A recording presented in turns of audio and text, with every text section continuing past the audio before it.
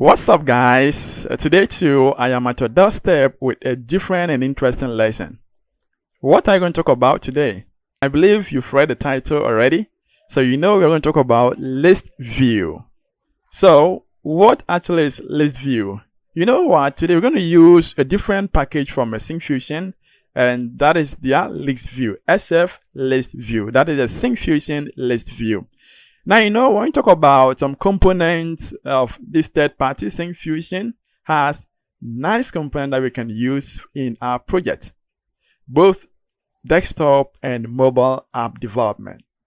You know, Syncfusion is one of the Syncfusion ListView. It is one of their components designed to help developers to create interactive and also feature-rich views in mobile applications. You know what? This component has a lot of things, a lot of qualities. What are they? You can have data binding, you can bind data to it, you can reorder data in it, you can also put refresh, you can swipe data, you can sort and filter, you can group, and you can pass in a template to customize your own list view. You're going to create something related to your bookshop, and you're going to create book information.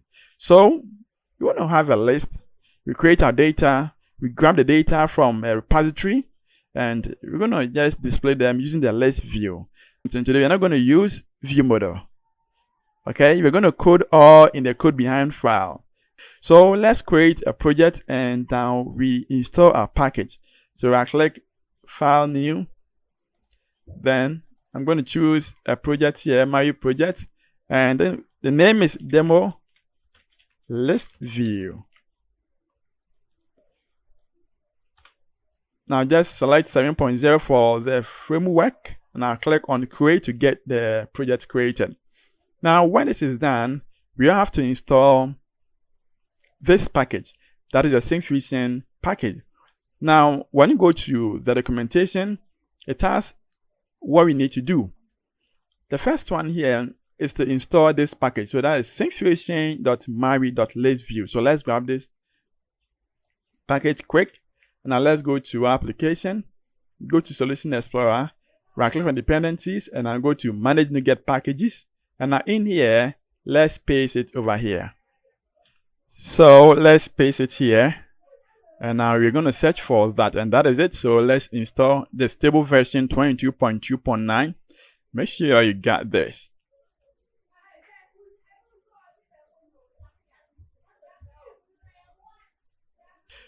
Alright, I believe you've installed the package as well as I have done mine. Now the next thing to do is we want to grab some images of books, because that is what we're going to use for this lesson. So you know something, I have some videos, I have some list of books over here, and as you can see, there are like 10 over here, and that's what I'm going to use. Okay, so you can also grab these images from the internet. Okay. Now let's say after doing this, what's the next thing to do? So, you know, this I grab the books, images of single programming books. You have a lot over here, and that's what I downloaded. Okay, so let's get started to the application or the documentation. After installing this package, what is the next thing to do? So we have to add a namespace to this application. That's the namespace that has been given over here. And now here we have to, what can we do here? Let's first focus on how to do this. So let's grab this namespace. And now let's go back to application. And now we want to display that in the main program.cs. So that's the main page. So this is our main page. And we add a namespace on top here. So this namespace gives us the access to Syncfusion ListView. So for this lesson, we are going to have a single code base, single one. We have one file for everything. And let's go to the code behind file for this main page.xml.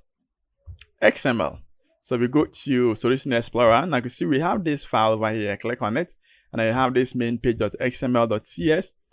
Here, that is where we're going to have everything. So let's go to the page here, and I'm going to clear everything from here.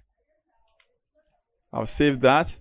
Now if I come to the code behind file, I can also get rid of this button and also this counter. All right. So what are we to do? First of all, let's create our models. Okay, so let's see. Now I'm going to create public and class, and I'm going to say book info. So with this book info, we want to have access to, so string, we're going to have book name.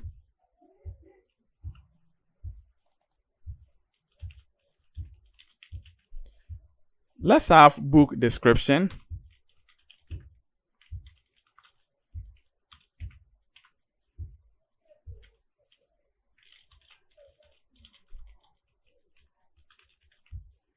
And let's have book image.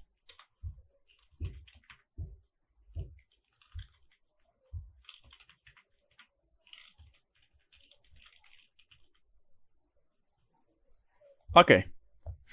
We have these properties set under book info. Now the next thing to do here is we are going to create our repository. So repository can get us it's like a service that we need to get us the list of books that we want. Okay. Normal sense, we can create it in a single another file. But here, since you're creating one code base or one file for everything, let's do it here. When we get to the next session, which we're going to talk about the view models, we're going to split this into the various sections and their folders. So here, let's create public. Now we're going to say, so list book info. And now this is a repository. So this repository, or let's even add a repository to it. So let's say book info repository. So book info repository. Now in the repository, what are we going to do? So it must be public class. In the repository, we must have a constructor set. So CTOR tab, you have a constructor set. Now it shouldn't have like this. Okay. Now in here, let's have our method. So normally we're supposed to write public, but you know it is an internal. So we can pass it as internal. And now this internal, we're going to set an observable collection. So observable collection. And now let's pass in book info. And now get set. So you can have get set in this. So you know when creating method, let's say repository or service, you don't have this get set. So we have this observable collection of this, and we can say get book list. Then with this list, we are going to create, let's say, so var list is equal to new, let's say, observable collection of book info. And now here, we are going to pass in the list of books. We're going to store the list of books here. So I'll keep this. You know something, I'm going to cheat on you because I have this, so I'm just going to copy and I'll paste it here. All right. So now let's move ahead and create our view model. So this is where this method ends, the repository, it ends here. And now here we can talk about creating view model. Okay, so with the view model, we're going to say public, and this is class, and I will say book info view model. Now in here, let's create a constructor. So it is CTOR tab. We have a constructor. And now within our constructor, let's call it a method. So maybe we can have a method in there, or we can decide to call it over here.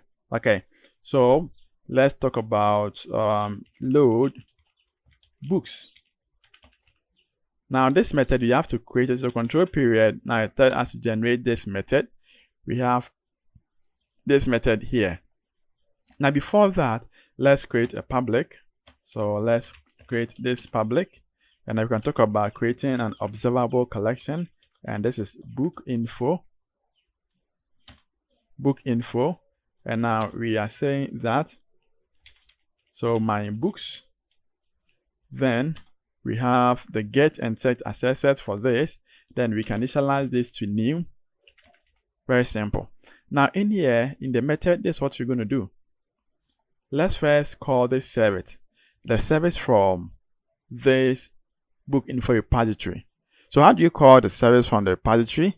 It's very simple. Let's call the name. So this book repository, so we can talk about book repository dot, there's a method called get book list.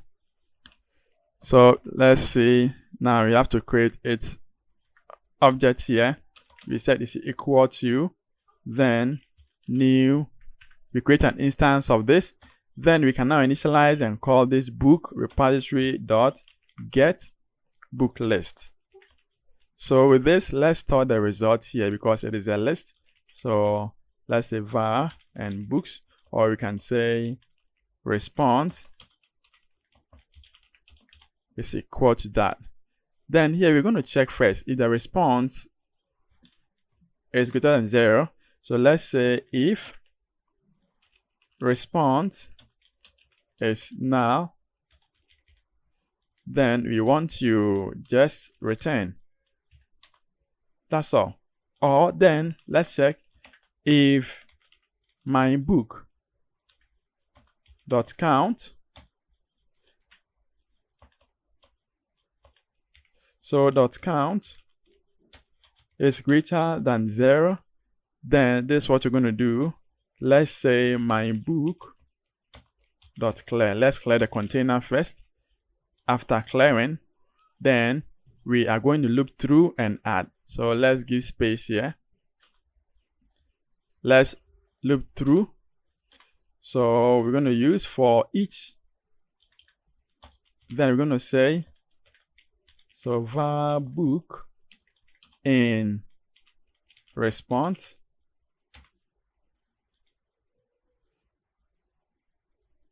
we can just do something like this. My books dot add, and here you pass in book. Very simple. Okay, so after doing this, it means that we have now populated my books over here. Okay, so before we do this, let's see what we can do the next step. So we can put a breakpoint here. Maybe let's put a breakpoint here, and also let's put okay, now let's run this application and see. All right, so we have an error over here, and it is saying that image names are not appropriate. So let's figure it out. So instead of this one, okay, so how about this? So making this as 2, then we can make this also as 3.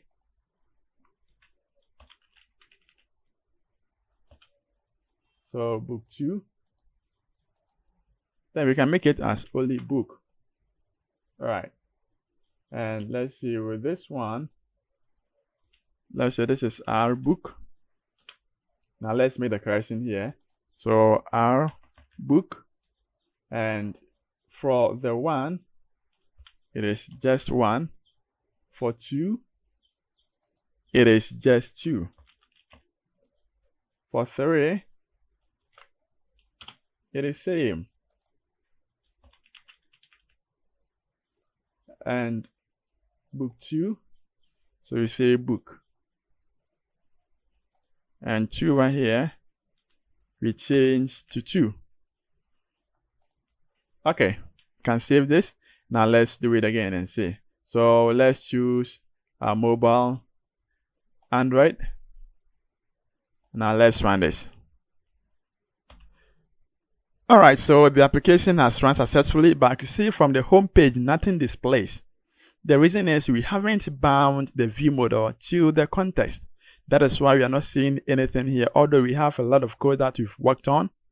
Now to enable this or to see something on the screen, this is what we're going to do. We are going to bind this view model to the context. Now, so let's grab this view model name, that is a book info view model, and now let's go to the main page.xaml file. So in here, that is where we're going to bind this view model. How do you bind? Let's first of all, so let's write context. So we have content page, then we can have binding context. So binding context, and inside here we can specify a model. So we need to specify a model, or we have to add a namespace on top here. So let's go in there and add a namespace. And so let's add the namespace here. Since I'm referring to the same page, so we say local and clr-namespace. And now we can talk about the demo ListView. So we have this, and now in here we have to pass in this local, and now this local contains main page view model. So let's see, do we have that? Now it seems you're not finding it here, but let's first check our model first.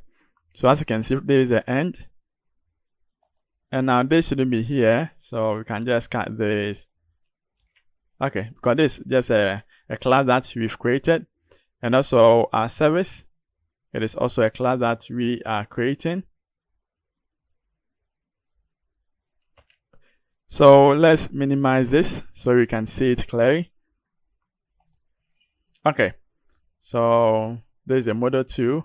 Yeah, so you can see we have this the opening, and we have a separate classes here. Okay, so now let's go back to the main page, and now in here, as soon as you pass in this, we must have repository, or we must have a view model. So that's the view model here.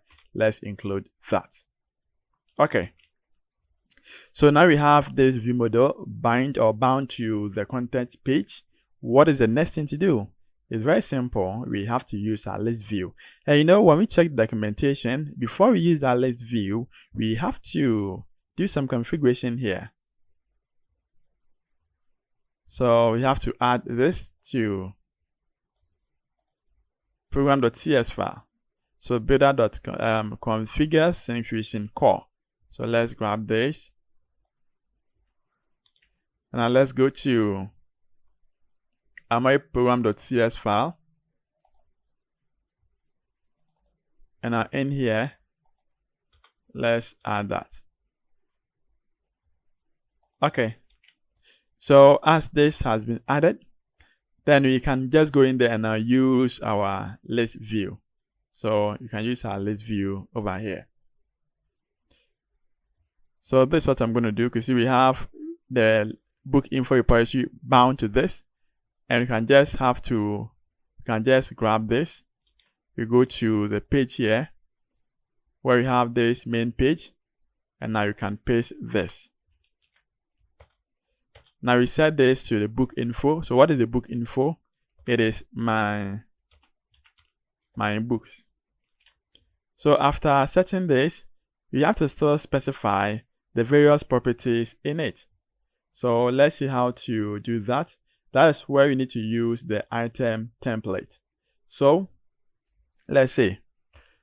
Before we do that, let's set few properties here. So let's say scroll visibility. Let's set this to always. And for now, selection mode, we can set this to none. So none. So after doing this, then we come down where we have, so let me just put this on one line. Okay. Okay, so let's see. Now I'll just write syncfusion. That is the namespace here. I'll paste this. And now it is the same SF list. So SF list view. But this time around, as soon as you hit dot, you're going to have an item template. So let's see, do you have the item template? We are not having, because you can see the closing here, you don't have to close it in this way. So the closing must come at the end here. So this is where the closing must be, SF list. Okay, now in here let's put dots, and let's see, you're gonna have an item template. So item template. Now with this item template, we're gonna have something like data template. So data template. And now with this data template, what is the next thing to do? Let's use frame. So when you use this frame, we can have let's say, can we have corner radius? Let's give it as something like 5. Now inside this corner radius, let's put in horizontal stack layout. And now let's grab first image. So, and the source.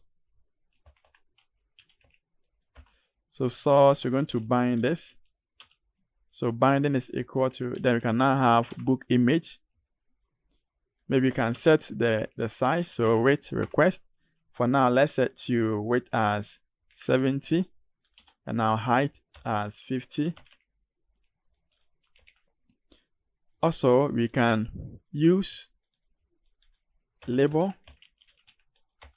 And now this label, we go in for test. And now here, we're going to bind it. And we're going to say this is book name. Font size, let's set this to title. Then, let's add the next one, label. And now with this label, we can set text binding to description. And now with this, let's say font size default. Now within this horizontal, it's going to be just one line, image name. So we don't want to do that. This is what you want to do. We're going to have the image first, then we have this. So after you have this horizontal, I want us to put it in the stack layout. So we're going to have the first, second. So let's cut the image from here. Okay, so now with the image, let's put the image here. Before that, let's also set this as horizontal. We paste this in. And now let's cut this. So in here, we paste this. Now this is going to be vertical, not horizontal. So vertical stack layout. Now let's save this. And now within the horizontal, let's set spacing to 10. And the vertical stack layout, set spacing to 10 as well. So we can set margin as 10. So margin 10. Let's save that. Now let's test the application and see what we have now.